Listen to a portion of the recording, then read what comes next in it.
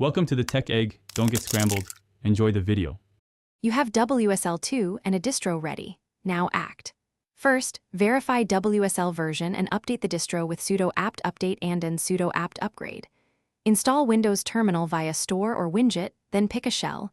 ZSH is popular. Install and set it as default. Next, download and install a nerd font, open terminal settings and assign that font to your WSL profile.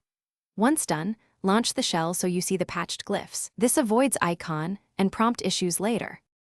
You'll now build the visible and functional core. Install a prompt framework, OMyZSH, Starship, or Power Level 10K, then edit tilde, ZSHRC or Starship. Toml to choose theme and segments. Make sure term supports 24-bit color. Export term equals xterm 256 color or xterm true color in your profile so color schemes render correctly. Add plugins, auto-suggestions, syntax highlighting, FZF for fuzzy file search, and ripgrep for fast search. Once configured, reload the shell and finish by tuning Windows Terminal settings. JSON, add key bindings, set profile startup command, background image or acrylic and adjust opacity.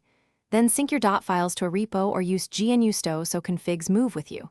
Make sure path ordering keeps local bin first. If something breaks, check font assignment and verify term and color support. Also confirm that your prompt binary is in path.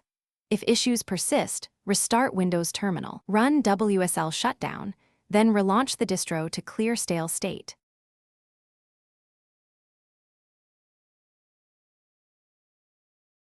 Thanks for watching. Consider subscribing if I helped unscramble your problems.